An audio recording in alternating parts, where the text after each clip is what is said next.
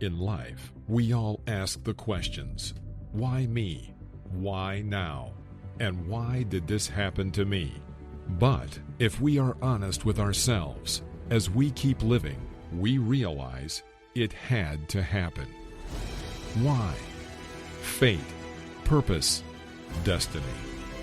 In the long-anticipated release from G4 Life Publishing Company, author Terrence Williams takes us on a journey of some of life's lessons he has learned. On this journey, we find lessons which include makeover, it wasn't all her fault, legacy, and moving forward backwards. He encourages the reader to embrace the reality we all must face at some point in life, that whether you believe it or not, it had to happen. I was on this journey to I don't know, I just felt lost. Complete wilderness. Even though I had a relationship with God, I know Jesus is my Savior, I had lost the one person that was here from the beginning. So I was just really just walking it out. I didn't know up, down. I think I sat in the house with the lights off for like 3 days and just cried myself silly. I got out of one bed and got in a chair and cried, got out of the chair, went back in the bed and cried. And it was just, I was lost. I really was. And like I said, it wasn't until I had that literally a come to Jesus moment.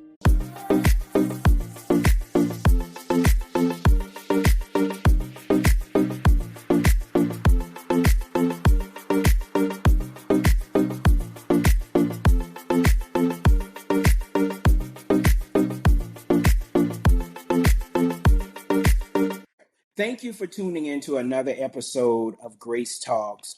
I am your host, Terrence. Most of you know me as T-Dub or Terrence Williams, whatever.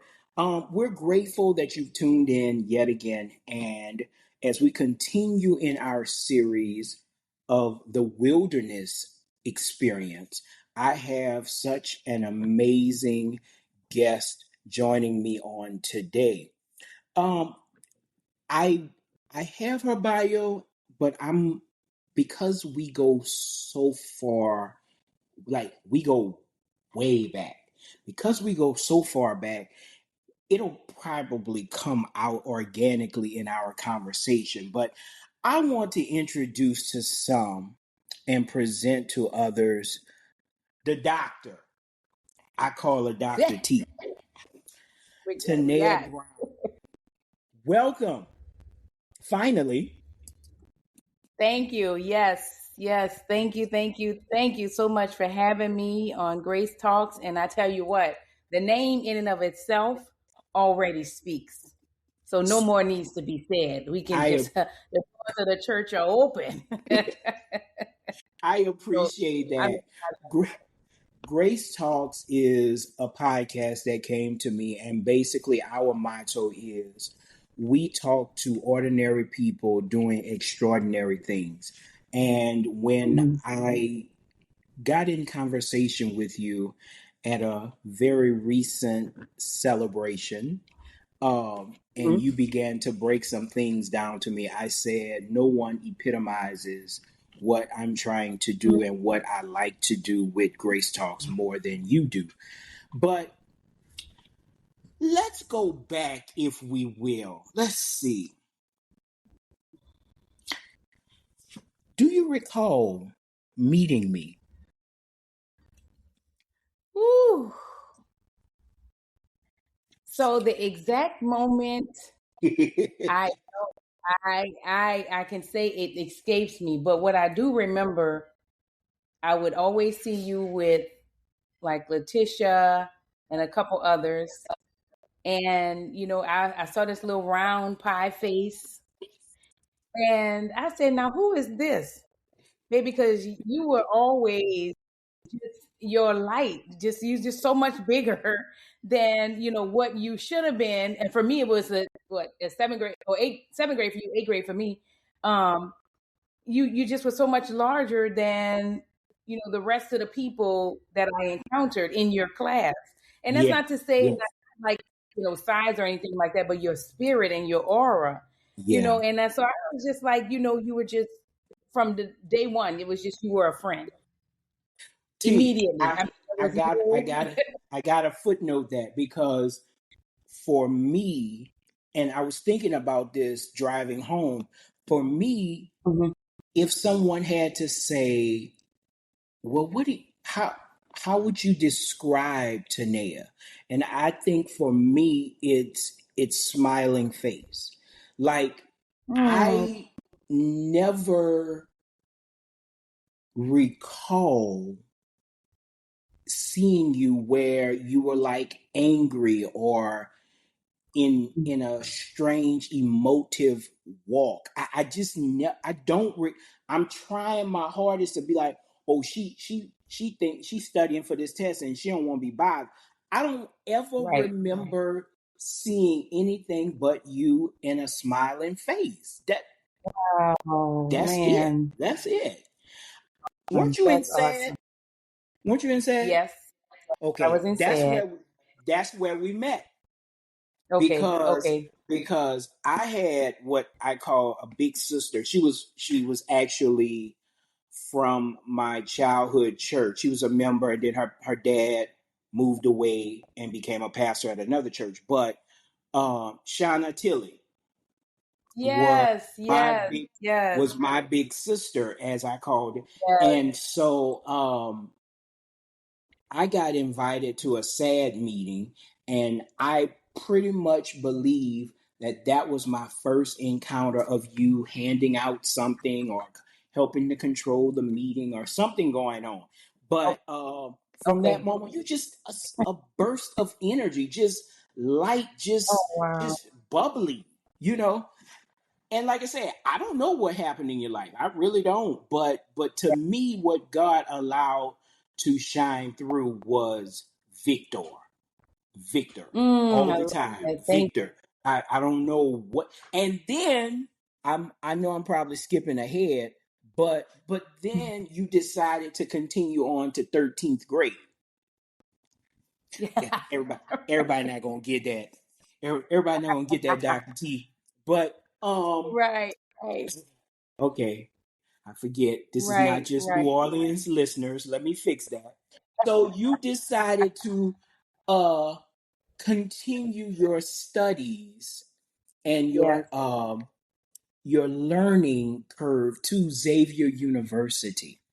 And again, we went to the same school yet again. I was in computers. You were in pre-med. Was it biology? Yep. No, chemistry. Chemistry. Biology. Yeah. Pre-med chemistry. And so let me start here with my first question before we get into the segments. Yeah. What do you feel prompted you to always smile? And then as you're going through your journey of studies and educational and even higher learning, what takes you on that path? What leads you to, what's that spark that says, I want to study that, I want to go here, I want to participate in that? Talk about that foundation, if you will. Okay. So I'll go back to your first question, which was about smiling. And to your point, you know, so many people tell me, you know, they're like, oh, there she is with that smile, that smile, that smile. But, you know, I can honestly say, you know, just from my childhood, I never had a reason to frown. You know, everything that I wanted, I had. Well, let me say, everything that I needed, I had. And most of what I wanted, I had. I'm not saying I didn't have any rough spots in my childhood, as I had plenty. But I can honestly say I've never really had a reason to frown. And, you know, I'm always wanting to be the person to make somebody laugh. So I remember even in my senior superlative, I got the class clown pin, you know, and so I'm always wanting to see people smile and to be happy. So I think that, you know, from the childhood on to just wanting people to be happy, wanting people to be joyous, wanting people to, you know, just embrace this thing called life and just be happy and just even in the moment. Yes, you may have some things that you dealt with, you may have some things that you're getting ready to deal with, but in this very moment, can we just be happy? Because you either gonna, in my life, I say you either gonna laugh or you're gonna frown. Mm-hmm. Mm-hmm. That's it. And for Mm-hmm. me, I choose laughing, and I believe I read somewhere it takes more muscles to frown than it does to smile. I So I'm have heard of always that. I'm always wanting to be that little bit of a light. Here I walk into the room and folks, oh, I'm about to have a good time now. Here she comes.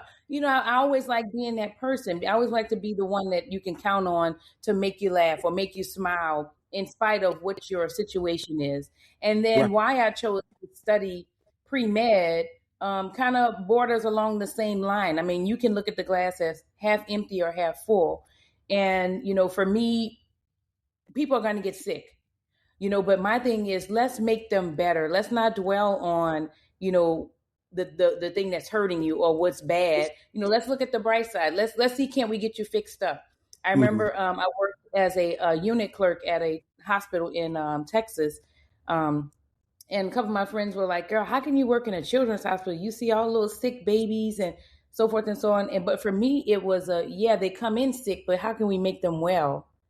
And That's right. so, I mean, I've always been fascinated by the human body, how God just puts the body together, how your left arm knows that it needs to do this, and your right arm knows it needs to do this, and your fingers do this, and your toes do this, and your brain all working together. So I've always been fascinated by the human body. So I guess saying all that to say, it just came natural to me, to want to study the body and do pre-med. So on my journey to med school, I encountered this pre-medicine major. So Mm-hmm.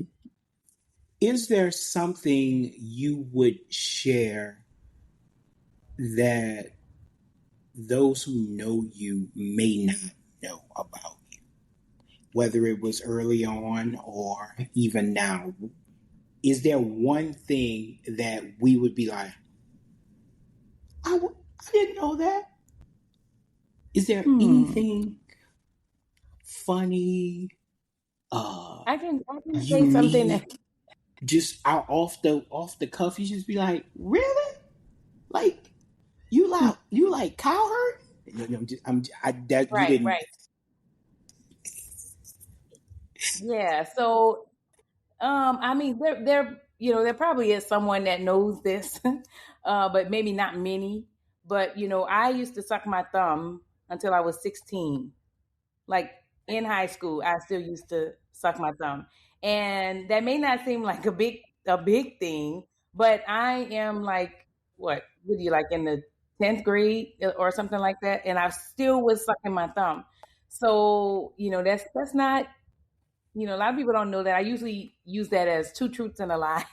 So Well, I was my just one truth. checking. I was just checking. I don't Yeah, recall yeah. knowing So that, I mean, T, but that's see, key. see, I see. I mean, because, and even like my friends are like, girl, you sucked your thumb at 16, like 16 on your way to being 17. I was like, yeah, I didn't stop till I was 16. Didn't stop. That is So, hilarious, though. I would have never guessed. I'm, yeah. I'm trying to remember if I saw that, but I don't think I did. So yeah. No, Um. that was like a private thing. I think I did it like at nighttime, or sometimes I, got in the car on my way home. I'd sit and suck on my thumb and twirl my hair. Oh, okay. So you multi-talented. Got it. Or Understood. things like that. So let Mhm. me ask this question: you finished school, and Yep. you now because as I was reading, it seems that a lot of the things, even as a child, in your desire to wanting to help, seem to be Mhm. connected to the health and medical components. So Yeah. what was the first thing you did coming out of school? What was the first job, or how did that transition for you? From Xavier. Yeah. Okay. Let's see. First job that I had. So I worked throughout while I was at Xavier. Okay. Um, and let's see, my first job, official job. I don't even believe it was anything in healthcare. I think it was. Hmm. So I know. I worked at when I was in. Actually, it might have been Burger King. It might have been because I think I remember. I kind of remember working at Burger King. Okay, cool. So that was throughout college, and then Mm-hmm. so I'm gonna say when I finally came out, I wound up working. I lied at Charity Hospital with my grandmother. My grandmother worked in the file room, and I worked also in the file room. So that was Okay. my first official job coming out of Xavier because I worked all throughout, college. I did some student teaching, or not student teaching, but some substitute teaching. I did that, Mm-hmm. um, simultaneously with working at charity. With that, Okay. high school, make those Burger King, So I've had a couple jobs, if I'm being honest. So you were exposed in that moment working in the file room. You're exposed to really how you Yes. want to flow in your career. Yes, absolutely. I loved everything about it. I worked at Charity, like I said, in the file room on the seventh floor. And then sometimes I would have to work downstairs in the emergency room. And there was like a little closet, so to speak, where the radiologist would sit and read the films. And so I was there. I'd have to put the films up. He'd read them or she would read them. And that was like really one of the more exciting jobs because I had the opportunity officially to walk through the emergency room and see all of what was going on. And nobody was on my back about, hey, you're not supposed to be in here, or, where are you supposed to be? It was part of my daily travels. I'd have to go and get put them up for him to read them or her to read them. And so I was able to just really freely walk through the emergency room. And, it was so riveting to me. It was never a dull moment. I look forward to working that particular shift where I got to work in the emergency room, because it just was always so much going on. And anybody that knows anything about Charity Hospital knows that there was always something going on, a gunshot, somebody coming in there bloody, somebody coming in screaming, because on the third floor was the psych ward. Mm-hmm. So Mm-hmm. we saw everything. I even had an opportunity to go down to the morgue. So I love that. Thank you for being a wonderful segue person because you just helped me out big time right there. I was getting ready to say thank you so much, T. I tell you, it's like we've been doing this for years together. I might have to hire or contract you out to be a co-host because you do this so well. Let me say this. Let me say this. So the wilderness experience came from the idea that I was talking and meditating, and I was like, what should I do for the month of April? What? And I said, okay, so it's the fourth month. And I remembered something I learned many, many years ago in Bible study called God's numerology. And Mm-hmm. April is the fourth month. And the number four, or multiples of four, if you will, but mainly 440, things of that nature, testing, the testing, Mm-hmm. trials, wilderness. Um, the the the children of Israel were in the wilderness for 40 years. Jesus fasted for 40 days. Different things of that nature. So Right. in walking this process, I reached out to you because of some things you shared about Right. being a guest on this wilderness series. So my question now turns to one of your wilderness experiences, as you so eloquently spoke of Charity Hospital, going on these different paths and journeys, different floors. You had different tasks that you had to complete for the job that you were doing at the time. So, if you will,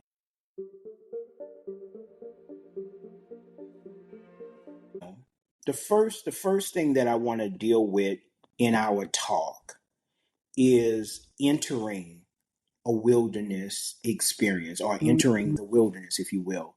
If you could think back, and I, like you said, we know multiple occurrences have happened because life be life, and we've been in this world number of years. Um, Right. if you could, in your mind, take us back to, and if you want, we can even focus on your creation and in the beginning of Okay. your creation that I want people to kind of get some knowledge of. But what what did you experience, or if you could phrase it, how it was for you entering a wilderness encounter from your past, whichever one you want to choose, but it's up to you. So the ultimate wilderness experience for me, because I've had times and situations when, I've felt alone or been lonely, but knowing that I'm not alone because God is always there. But in 2020, my grandmother passed away. And I know I've said her name a couple, I've not said her name, but spoken of her title. She was my bond person. So, meaning, my mother was a teen mother. She lived at home with my grandmother. So, naturally, while mom was at school, I was spending time with my grandmother. I can remember when we moved here from Chicago, um, sitting while the older kids, the big kids, I just call them the big kids, while the big kids went away to school, I would sit at home with my grandmother and watch um, General Hospital. What was that? Ryan's Hope, Young and the Restless. I watched all of those with her. And so here we are, we're going through life. I've always lived a life where she was always like right there, or we lived right down the street from her, or for a time period, I lived with her. Um, but in 2020, March 8th to be specific, 2020, she passed away. And I didn't know life without her. Mm-hmm. And that was a major eye opener for me. And I remember going to sleep because she would stay with me for 6 months out the year, and then she'd go back with my aunt for 6 months out of the year to Virginia. And so the 6 months that she was here, she had her own room. It was actually her house that I was living in that I had rehabbed, but she had her own room. And so when she passed away and she was, had left, I remember going in her room and just laying in the bed, just sleeping in her bed because I wanted to be around her. I wanted to, her essence. I wanted to be near her. And I got up one night and I was going to the bathroom and I had been crying, and I just cried out to the Lord and I was like, why didn't you let her stay, or why didn't you let me find out that she had COVID or whatever? And Holy Spirit stopped me in my tracks and said, God is sovereign. He said, if he wanted her here, she would be here.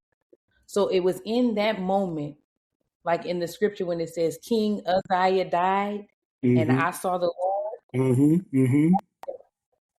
That was it. I was on this path journey to just, I don't know. I just felt lost. Complete wilderness. Even though I had a relationship with God, I know Jesus is my savior. I had lost the one person that was here from the beginning. So I was just really just walking it out. I didn't know up, down.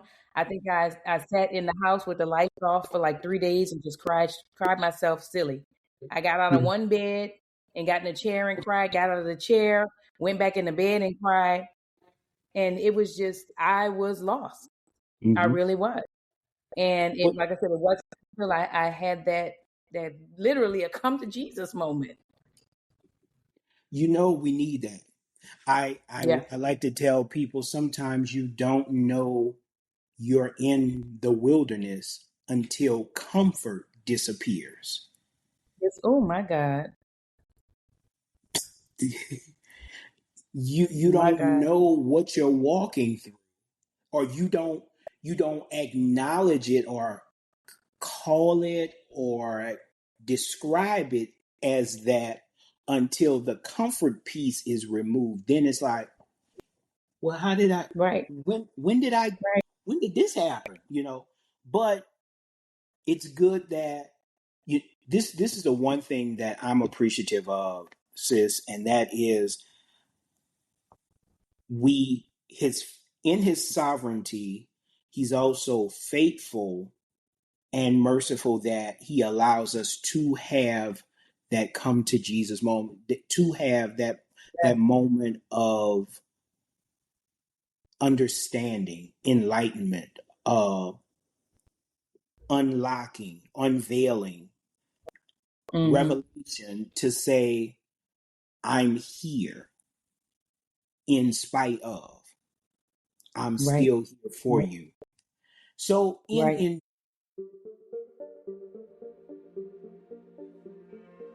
during, and you spoke of the crying, what do you feel was tested the most? Your faith, your mindset, or other relationships? What do you believe as you were going through this experience? What was the biggest thing that was tested? Your faith, your mindset, or your relationships? I definitely would say my faith, because, I had, whenever I needed anything, I just pick up the phone and call my grandmother. Whatever it was, she would fuss a little bit, but then she would give me what it was I wanted. Remember, she was integral in raising me. My mom was a teen mother. So even though I was my mother's child, I also was my grandmother's child. So for me, the relationship, there wasn't like she's my grandmother in name, but that's not how I felt about her. So for me, it was the faith, because now I had to move my faith from a person into a being.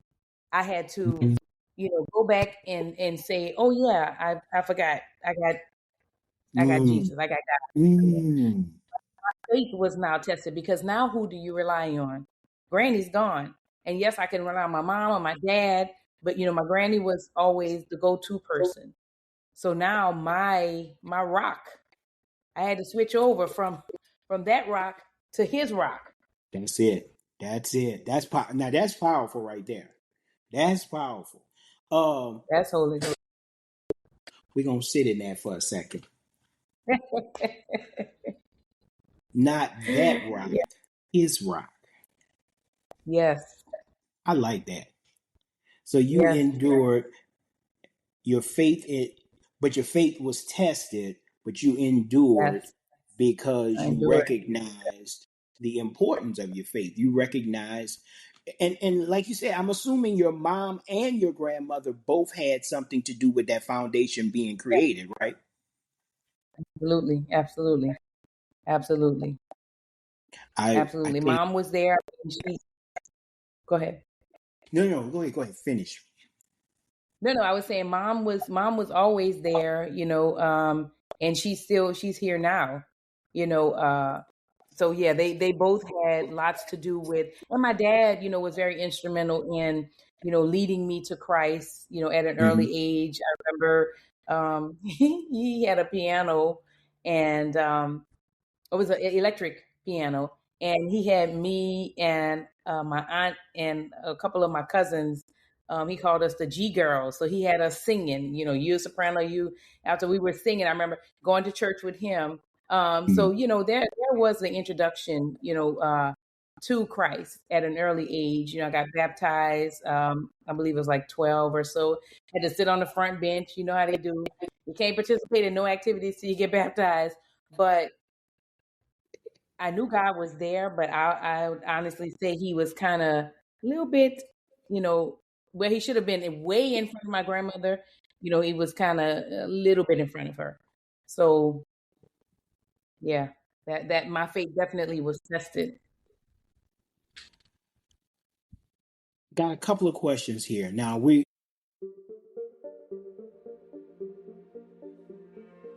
moved from entering to enduring. Now I want to speak to emerging. What lesson did that season teach you that you couldn't have learned any other way? And what did you begin to see differently about yourself? What that lesson taught me is that God is my all in all. He is everything. He is the top. He is the bottom. He is everything in between. He is where I can lean. He is where I can fall. There is no judgment. It's just a safe zone. He is my safe haven. And where it has brought me to now is a greater spiritual walk with Christ. It's to the point where now where it used to be, the first thing out of my mouth was I would try to fix it myself. Or I'm going to do this or I'm going to do that. Now, anytime trouble arises or anything that comes my way, even just in general conversation, I'm like, glory to God. I give it all to him. I ask him first. I even ask him little things like, God, can you give me a parking spot close up front? I don't want to walk all the way from the back. It's raining, so just in everything, I've developed the speaking in tongues, the language of tongues. I have beginning to walk into my calling as a prophet of the Lord. It's just, my whole life has changed. No more do I still, if somebody's having a party, I may still go to the party, but as far as going out to clubs, that's not my interest. You can't curse and bless God out of the same mouth. I'm mindful with my tongue. Even with the things that I talk to my niece about, my 12-year-old niece, it's all spiritual. It's all based on the principles of Christ, and doing unto others and just teaching her, how to be a good steward, how to be a good person, how to give away what you want back. You want love, give it away. It'll come back to you. The world calls it reciprocity or the golden rule. We call it, it's coming full circle. This is what you put out is what you reaping and sowing. That's what we call it. So, it's a whole mind shift, a shift of my mind and who Teneha identifies as a part of my emerging from the wilderness. Yes.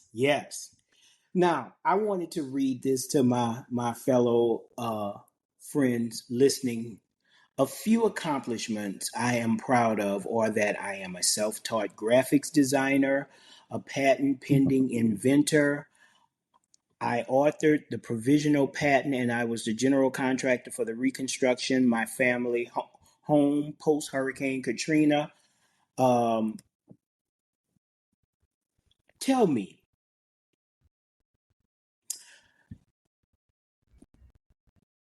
you went through, but you came out. Yes. And you said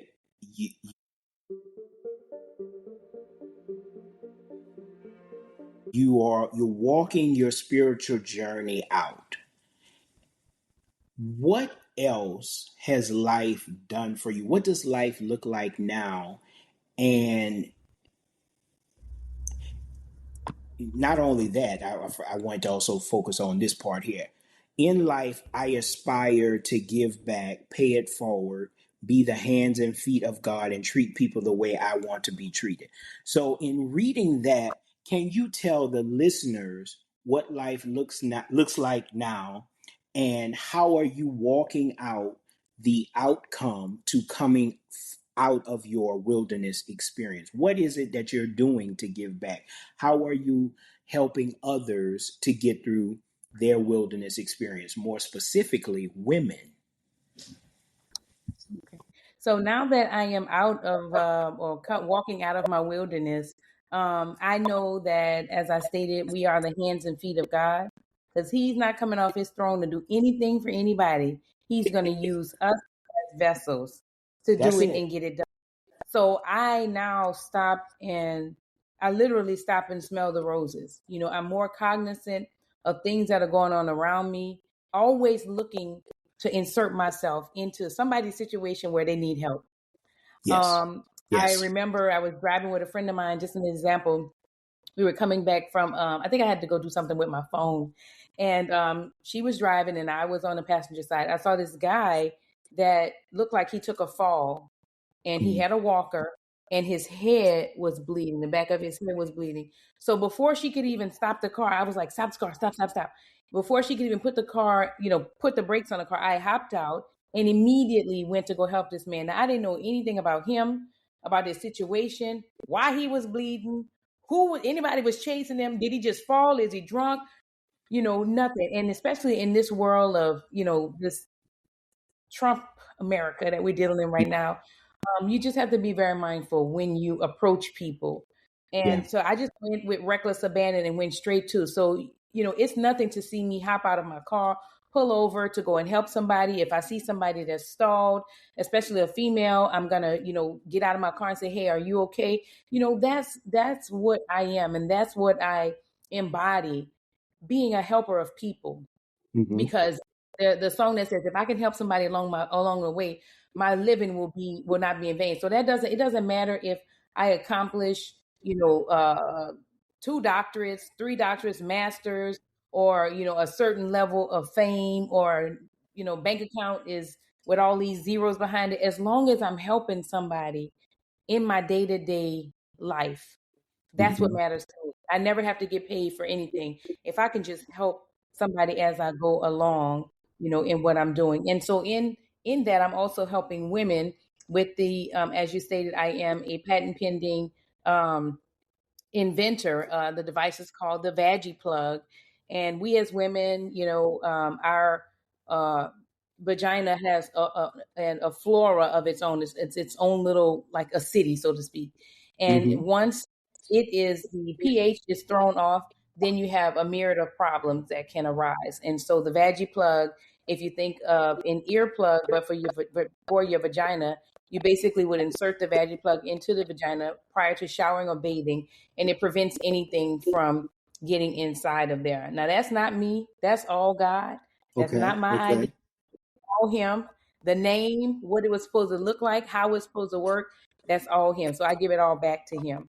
But, that's what I endeavor to do. And in addition to doing that, I also recently formed a nonprofit called His Hands and His Feet.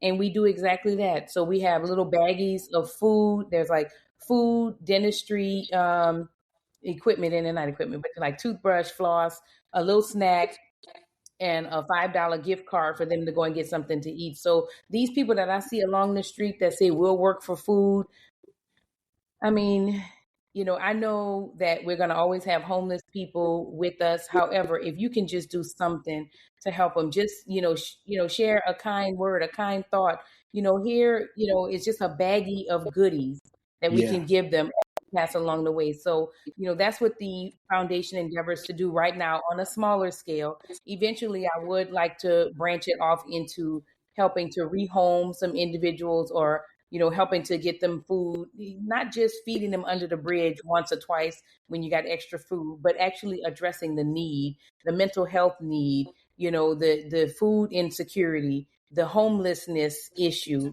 just addressing those needs as God allows.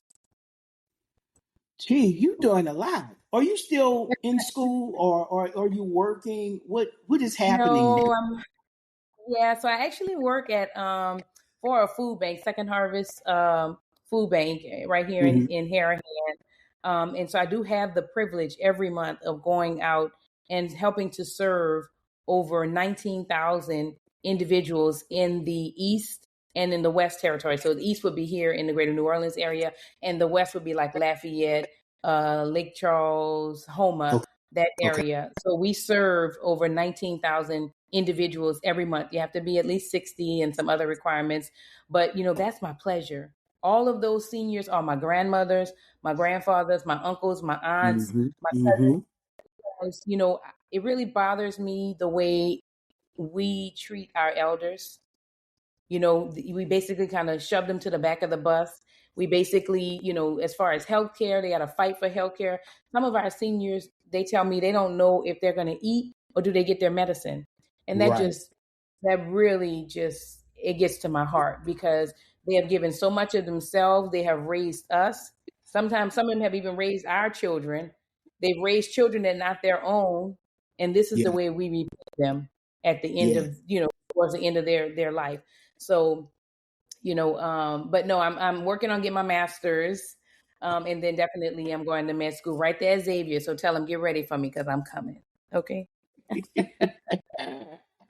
Well, I mean, I learned something. I thought I knew it all, but I learned something, because even after you were taken care of by a senior, you then reversed that thing and you began to be the caretaker. That is amazing.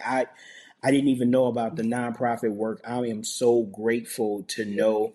And of course, we'll have to be in touch because there are some ventures and some things here in Austin I would love to connect you with as well. Um,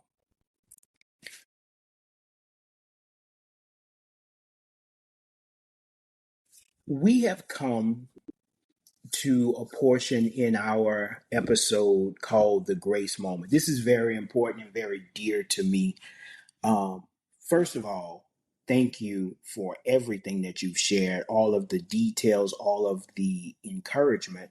But instead of it being question based, I just want to release you to the audience.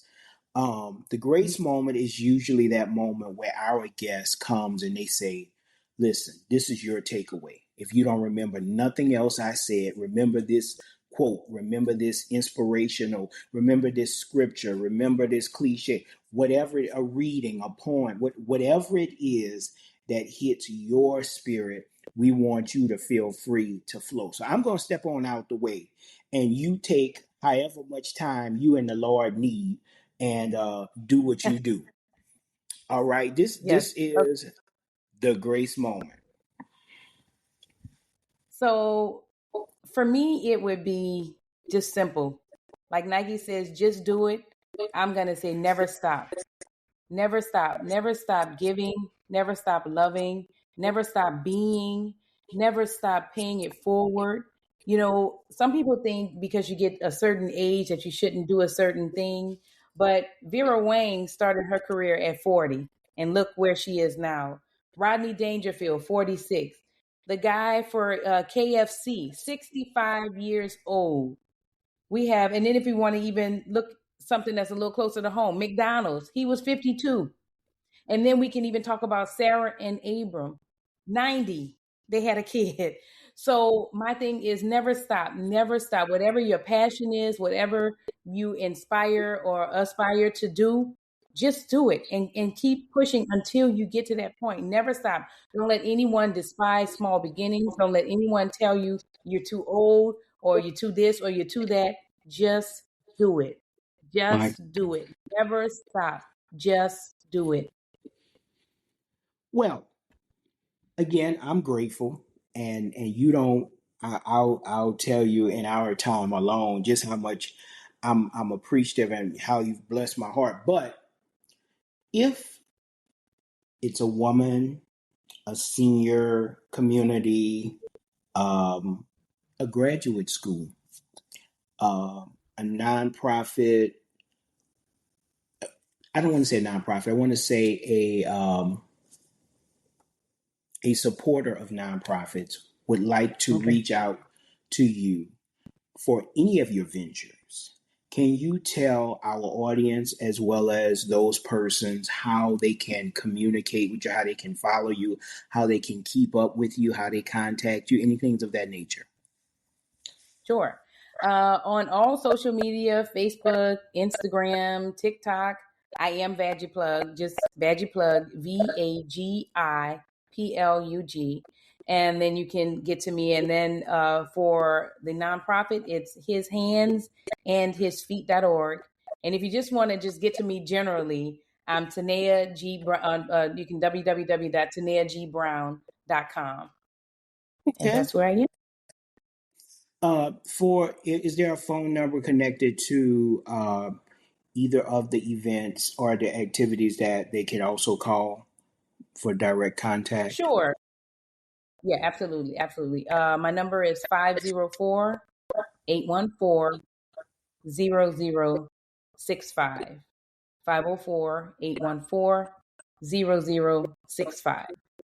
Well, guys, you've heard it. I mean, now you see why I am so privileged because I know her personally.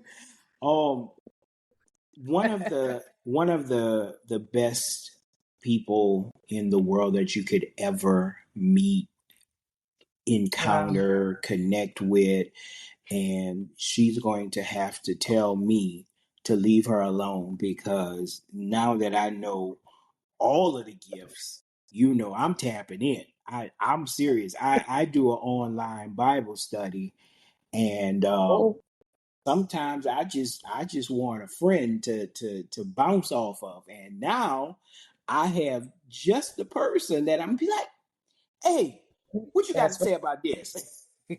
That's right. But Hello. thank you, Dr. T. I mean, I don't have no words. I'm trying to control myself over here because you have never ceased to be you, to be a blessing, to uh, take care of people. And I want you to know you have blessed our listeners, you have blessed our audiences. And if you don't follow this sister right here, I don't know what to say about you. That's all I have to say. Thank you again for tuning in to another episode of Grace Talks. We want you to remember every day, just as Teneha said so eloquently, don't stop. There's a local pastor who uses I want to say a hip hop song in her Okay. phrasing that she says, "Don't stop, get it." In the pulpit, she says, it's, No, if you want life, don't stop till you get it." But that's it. please, thank you so much for everything, and I just want to say to you again, audience members, remember we want to be ordinary people in the spirit of God doing extraordinary things. It's not about us. It's and here's another thing. I have to say this before I forget. Many times people forget that your gift, your abilities, your anointings, if you want to call them that, are not really for you. Right. He takes what's in us That's and right. uses that to bless others. That's right. And when we learn that, we don't take those gifts and talents for granted because we know if Mhm. I there well I I'm not making that much money and I don't seem to be getting that many likes and then you don't understand that if you're doing it for that, you're going to be disappointed every time. But when you're looking Mhm. at it to say, God, how can I give you glory through what I Right. know, through what I've accomplished, through what I've acquired? When you put it in that perspective, then God opens you up to know there is a city, there is a population, there is a person waiting to receive what Teneha has. And Yeah. whether that is the Veggie Plug, whether that is the prophetic word, whether that is the hands and feet of God moving in a person's life, guess what? The world is going to see you. The world is going Mhm. to experience you. The world has to know you because you're humble, you're Mhm. not prideful, you're not arrogant in your gift. You know what you know. No, let's not get it Right. twisted. She went to McMain and Xavier, hello, but you have a sense of grace on your confidence that says, I know what I know, but to God be the glory. So just Yeah. as she said, never stop. I'm going to say to you all, grow every day. Keep growing and grow with a Yeah. little grace.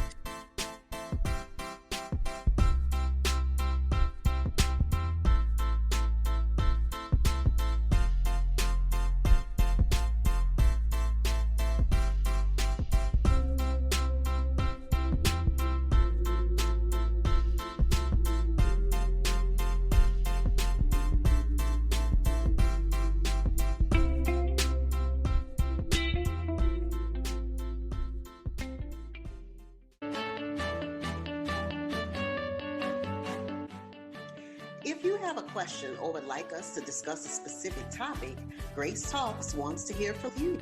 You can email us at gracetalks@graceforlife.com. That's grace_talks@grace-4-life.com.